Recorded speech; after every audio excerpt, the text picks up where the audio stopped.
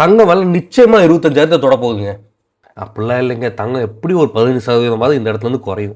இந்த மாதிரி தினமும் 2 வகையான ஆர்கியூமெண்ட்டுமே நீங்கள் ரொம்ப ஃப்ரீக்வெண்ட்டாக கேட்கலாம். இதில் சுவாரஸ்யமான விஷயம் என்னன்னா, 2 பேர்த்துக்கிட்டையுமே பயங்கரமாக கன்வின்ஸ் பண்ணக்கூடிய ஆர்கியூமெண்ட்ஸாக வச்சுருப்பாங்க. அப்போ இதில் யார் தான் சரி? உண்மை என்னன்னா 2 பேருமே கிடையாது. வாங்க ஏன்னு பார்ப்போம். வணக்கம், நான் உங்கள் ஆதன் ஃபினான்ஸ்க்காக. முதல்ல ஒரு குட்டி ஃப்ளாஷ்பேக். உக்ரைன் நேட்டோவில் போய் சேர்றேன்னு கிளம்ப, ரஷ்யா உக்ரைனை தாக்குதல் நடத்த அமெரிக்கா ரஷ்யா மேலே பொருளாதார தடையை விதிச்சாங்க. அது மட்டும் இல்லாமல் அவங்களோட அசட் எல்லாத்தையுமே ஃப்ரீஸ் பண்ணிட்டாங்க. இது வழக்கத்துக்கு மாறானது. தன்னோட அசட் எல்லாமே ஃப்ரீஸ் ஆன ரஷ்யா தங்கமாக வாங்கி குவிக்க ஆரம்பிச்சது. தங்கத்தில் நிறைய ட்ரேடும் பண்ண ஆரம்பித்தாங்க.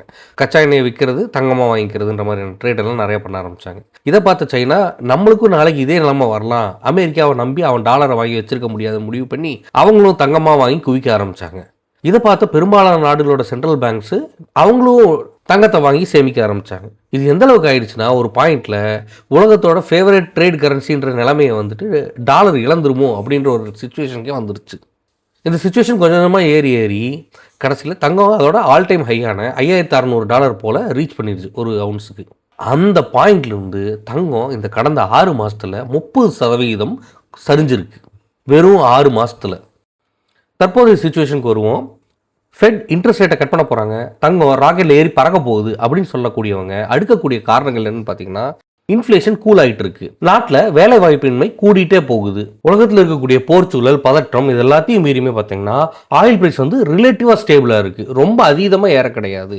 இந்த காரணங்களை எல்லாம் வச்சு பார்க்கும்போது யூஎஸ் ஃபெடரல் ரிசர்வுக்கு ரேட் கட் பண்ணுறதை தவிர வேறு வழியே கிடையாது. அவங்க ரேட் கட் பண்ணாங்கன்னா பாண்ட் ஈல்டு கண்டிப்பாக குறையும். பாண்ட் ஈல்டு குறைஞ்சதுன்னா தங்கத்தோட விலை ஆட்டோமேட்டிக்காக ஏறிடும். வரலாறு முழுக்கவே பார்த்தோம்னா இன்ட்ரெஸ்ட் ரேட் எப்பெல்லாம் கட் பண்ணுறாங்களோ அப்பெல்லாம் கோல்டு ரேட் இன்க்ரீஸ் ஆகிட்டு இருக்கிறத நம்மளால கவனிக்க முடியுது. இவையெல்லாம் தான் தங்க விலை ஏறும்னு சொல்லக்கூடியவங்களோட காரணங்கள். இவங்களுக்கு எதிர்த்தரப்பு இருக்கிறவங்க வைக்கக்கூடிய வாதம் என்னன்னு பார்த்தீங்கன்னா, தங்க விலை ஏறும், ஆனால் அதுக்கு முன்னாடி கண்டிப்பாக ஒரு பெரிய சரிவை சந்திச்சுட்டு அப்புறம் தான் ஏறும் அப்படின்றாங்க. அவங்க அதுக்கு சொல்லக்கூடிய காரணங்கள்லாம் என்னன்னு பார்க்கலாம். அப்படின்னா, முதல் காரணம் டாரிஃப்ஸ். அமெரிக்கா உலகத்தில் இருக்க எல்லா நாடுகள் மேலேயுமே டாரிஃப்ஸ் போட்டாங்க. அந்த டாரிஃப் விதிக்கப்பட்ட பொருட்கள் எல்லாத்தையும் வாங்கி பயன்படுத்துறது என்னமோ அமெரிக்கா தான்.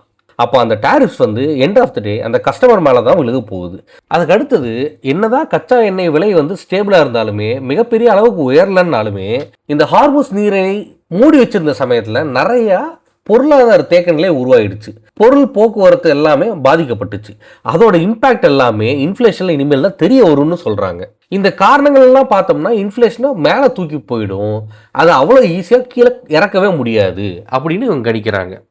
ஏற்கனவே பணவீக்கம் இவ்வளோ தூரம் அதிகமாகிடுச்சுன்னா ஃபெடரல் ரிசர்வுக்கு வேறு வழியே கிடையாது, ரேட்ஸை இன்க்ரீஸ் பண்ணி தான் ஆகணும். அப்போ தான் இன்ஃப்ளேஷனை, அதாவது பணவீக்கத்தை கட்டுக்குள்ளார கொண்டு வர முடியும். இந்த காரணங்களால் இன்ட்ரெஸ்ட் ரேட் இன்க்ரீஸ் பண்ணாங்கன்னா தங்க விலை ஆட்டோமேட்டிக்காக சரிய ஆரம்பிச்சிடும். ஏன்னா இன்ட்ரெஸ்ட் ரேட் குறைஞ்சிருந்தா தான் தங்கம் விலை ஏறும், இன்ட்ரெஸ்ட் ரேட் இன்க்ரீஸ் ஆச்சுன்னா தங்க விலை குறைஞ்சிரும். இது மாதிரி இருதரப்பட்ட குழப்பமும் பதற்றமும் நிறைஞ்ச சூழ்நிலையில் மேலும் நிலையற்ற தன்மையை கொண்டு வர மாதிரி தான் பந்தயத்துக்கு நானும் வரலாமா அப்படின்ற மாதிரி கெவின் வார்ஸ் உள்ளார வந்தார்.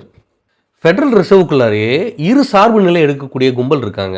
பணவீக்கத்தை என்ன விலை கொடுத்தாவது கட்டுக்குள்ளார கொண்டு வந்துடும் நினைக்கக்கூடிய ஒரு சாரா இருக்காங்க. இன்னொரு சாரா இருக்கு, மந்தமாயிட்டே வர்ற பொருளாதார நிலைமையை நினைச்சு வருத்தமா இருக்கு.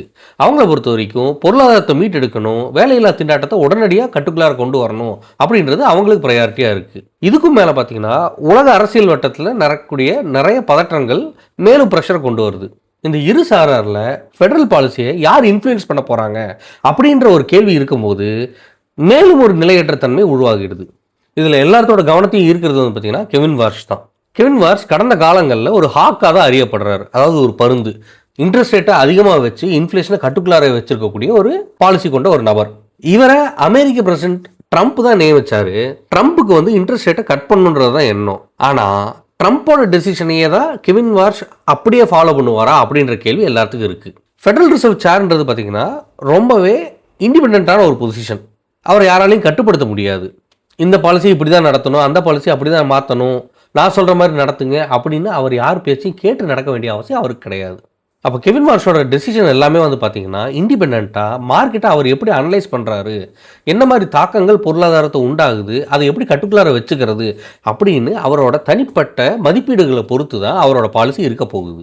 மேலும் ஒரு குழப்பம் என்னன்னு பார்த்தீங்கன்னா, ஜெரோம் பவல் காலத்தில் வந்துட்டு ஃபெட் மீட்டிங் முடிஞ்ச உடனே பார்த்தீங்கன்னா நல்ல பெரிய ஸ்டேட்மெண்ட்டாக கொடுப்பாங்க, ரொம்ப டீட்டெயில்டாக இருக்கும் அந்த ஸ்டேட்மெண்ட். ஆனால் இப்போ பார்த்தீங்கன்னா ரொம்ப சுருக்கமான ஸ்டேட்மெண்ட்ஸாக கொடுக்குறாங்க. அந்த ஸ்டேட்மெண்ட்ல இருந்து முன்னெல்லாம் ஒரு ஃபார்வர்ட் கைடன்ஸ் நம்மளுக்கு தெரிய வரும். அடுத்து ஃபெட்டோட நடவடிக்கை எப்படி இருக்க போகுது, என்ன மாதிரி நடந்துச்சுன்னா என்ன டெசிஷன் எடுப்பாங்க, என்ன முடிவை செயல்படுத்த போகிறாங்க அப்படின்றத வந்து தெளிவாக தெரியும். ஆனால் இதெல்லாம் வந்து பார்த்தீங்கன்னா இவர் வந்து அவரோட தனிப்பட்ட கருத்துக்களை அதில் தெரிவிக்கிறதே கிடையாது. ஸோ இந்த மாதிரி தான் நான் முடிவு எடுக்க போகிறேன், இந்த நடவடிக்கை வரப்போகுது அடுத்து அப்படின்றதெல்லாம் வந்து கம்ப்ளீட்டாக அவாய்ட் பண்ணிடுறாரு. மேலும் வந்து ஃபெட் ரிசர்வோட டெசிஷன் எல்லாமே பார்த்தீங்கன்னா ரியல் டைம் டேட்டாவை வச்சு எடுத்துட்டு இருந்தாங்க. அந்தந்த மாதத்தோட ரிப்போர்ட்டு, கடந்த 6 மாதத்தோட ரிப்போர்ட்டு, அதோட இம்பாக்ட் அப்படின்ற டேட்டாவை மட்டுமே முடிவுகளை எடுத்துட்டு இருந்தாங்க. ஆனால் கெவின் வாஷ் பீரியட்ல வந்து பார்த்தீங்கன்னா ஏஐ ப்ரொஜெக்ஷன்ஸையுமே உள்ளார கொண்டு வர ஆரம்பிச்சிட்டாங்க. ஏஐ எப்படி கணிக்கும், எப்படி ப்ரொஜெக்ட் பண்ணுன்றதை நம்மளால சொல்ல முடியாது. ஸோ அதுவே வந்து ஒரு வேரியபிள் ஃபேக்டர் உள்ளார கொண்டு வந்துருது. இந்த மாதிரி குழப்பமான சூழ்நிலைகளால மார்க்கெட்லயும் இம்பாக்ட் இருக்கு. முதல்ல வந்து பாத்தீங்கன்னா மார்க்கெட்டுக்கு வந்து ஒரு ஸ்மூத்தான எக்ஸ்பெக்டேஷன் ஃபர்ஸ்ட் செட் பண்ணிடுவாங்க. ரேட் ஹைக் வரப்போகுதா, ரேட் கட் வரப்போகுதா, அதோட இம்பாக்ட் என்ன மாதிரி இருக்க போகுது, எத்தனை காலத்துக்கு இது இப்படி வச்சு மெயின்டைன் பண்ண போறாங்க அப்படின்றதெல்லாம் முதல்ல தெரியும் போது சந்தை ஓரளவுக்கு ஸ்திரமா இருக்கும். ஆனா இப்போ இவங்க வந்து எல்லாத்தையுமே மூடி மறைச்சு ரகசியமா வைக்கும் போது பத்தாவதுக்கு இவங்க என்ன ஆக்ஷன் எடுக்க போறாங்கன்றது கெஸ் பண்ண முடியாத ஒரு சுச்சுவேஷன்ல இருக்கும்போது சந்தைக்கு வந்து வால்டாலிட்டி இன்க்ரீஸ் ஆயிடுச்சு. இதுல கசப்பான உண்மை என்னன்னா எல்லா எக்ஸ்பர்ட்டுமே ரொம்ப ஆத்தென்டிக்காக சவுண்ட் பண்ணுறாங்க, பயங்கர கான்ஃபிடென்ட்டாக சவுண்ட் பண்ணுறாங்க. எல்லா சார்ட்டுமே நம்மளுக்கு கன்வின்சிங்காக இருக்குது. ஒவ்வொரு எக்கனாமிக் மாடலுமே வந்துட்டு ஆமாம்ல இது நடந்துரும் போல் இருக்கே அப்படின்னு நம்மளை யோசிக்க வைக்கிற மாதிரியே தான் இருக்குது. ஆனாலும் யாராலையுமே தங்கத்தோட போக்கை கணிக்க முடியாது. உறுதியாக அறுதிட்டு இதுதான் நடக்க போகுதுன்னு சொல்ல முடியாது. சந்தை என்றைக்குமே ஒரே ஒரு வேரியபிளை மட்டும் வச்சுமே இயங்காது. இன்ட்ரெஸ்ட் ரேட் ஹைக் ஆகுதா, இன்ட்ரெஸ்ட் ரேட் டிக்ரீஸ் ஆகுதா, பணவீக்கம் குறையுதா இறங்குதா, வேலையில்லா திண்டாட்டம் எப்படி செயல்படுது, உலக அரசியல் பதற்றம் எந்த லெவலில் இருக்கு, என்ன மாதிரி ஒரு சூழல் நிலவுது, பணத்தோட மதிப்பு குறையுதா கூடுதா, இது எல்லாமே வந்து பார்த்தீங்கன்னா தனிப்பட்டு செயல்படாது. இது எல்லாம் சேர்ந்து தான் நம்மளோட பொருளாதாரத்தையும் நம்மளோட சந்தையுமே இயக்குது. இப்படி இத்தனை ஃபேக்டர்ஸ் சேர்ந்து ஒன்னா சிங்க்ரனஸாக செயல்படும் போது சந்தையோட போக்கையோ எதையுமே குறுகிய காலத்தில் யாராலையுமே அறுதியிட்டு கணிக்கவே முடியாது. ரொம்ப எக்ஸ்பீரியன்ஸான முதலீட்டாளராக இருப்பாங்க, ஆனாலுமே பல சமயம் அவங்களோட குறுகிய காலத்துக்கான கணிப்புன்றது வந்து போயிச்சு போகும். அதுக்கும் காரணம் இதுதான். இத்தனை விஷயங்கள் இருக்கும்போது யாராலையுமே தங்கத்தோட போக்கை கணிக்க முடியாது. நீங்கள் ஒரு கணிப்பு சொல்லலாம், நான் ஒரு கணிப்பு சொல்லலாம், அது வந்து நிச்சயமாக நடக்கும்னு சொல்கிறதுக்கு யாராலையுமே முடியாது. அது ஒரு காயின் டாஸ் மாதிரி, இப்படியும் நடக்கலாம் அப்படியும் நடக்கலாம், அந்த மாதிரியான ஒரு சுச்சுவேஷன். ஒரு ரொம்ப அறிவார்ந்த எக்ஸ்பீரியன்ஸ்டான சீசன்டு எக்கனாமிஸ்ட் 2 பேர் மீட் பண்ணுறாங்கன்னு வைங்களேன், அவங்க 2 பேர்த்துக்கிட்டையுமே ஒரே டேட்டா கொடுத்தோம்னா ஒவ்வொருத்தருமே ஒவ்வொரு மாதிரியான ப்ரெடிக்ஷனை சொல்லுவாங்க. அதே மாதிரி தான் தங்கத்தோட போக்கு எப்படி இருக்குன்னு சொன்னோம்னா அது ப்ரெடிக்ட் பண்ண முடியாது, அறுதிட்டு சொல்ல முடியாது. இதை ரொம்ப உறுதியாக ப்ரெடிக்ட் பண்ணி சொல்லக்கூடியவங்களுக்கு யாரும் மெடல் தரப்போகிறது கிடையாது, குறிப்பாக தங்க மெடல் தரப்போகிறது கிடையாது. முதலீடுங்கிறது கணிக்கிறது கிடையாது, அது நம்மளை தயார்படுத்திக்கிறதுக்கான ஒரு நிலை. எதிர்காலம் நிலையற்ற தன்மையாக இருக்கும்போது நம்ம கரெக்ட் சைஸான பெட், அதாவது நம்மளால் தாங்கக்கூடிய அளவுக்கான ரிஸ்க்கை மட்டுமே எடுத்து டைவர்சிஃபை பண்ணி உங்கள் ரிஸ்க்கை மிட்டிகேட் பண்ணி இன்வெஸ்ட் பண்ணுறது. ப்ராபபிலிட்டியில் நம்மளுக்கு கொஞ்சம் ஃபேவராக கொஞ்சம் சில விஷயங்கள் நடக்கட்டுமேனு விட்டுறது தான் முதலீடு.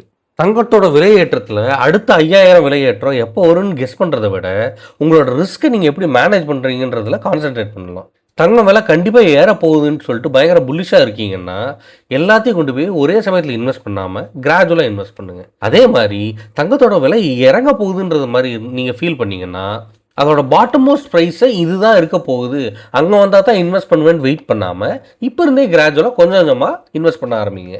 உங்கள் மொத்த இன்வெஸ்ட்மெண்ட்டோட சைஸை உங்கள் ரிஸ்க் மேனேஜ்மெண்ட் லெவலுக்கு ஏற்ற மாதிரி அமைச்சுக்கோங்க. ஏன்னா முதலீடுங்கிறது எல்லா சமயமும் நான் தான் சரின்னு மார்த்தட்டி சொல்லிக்கிறது கிடையாது. ஐ டோல்ட் யூ ஸோ அப்படின்னு சொல்கிறதுக்கான இடம் கிடையாது முதலீடுன்றது.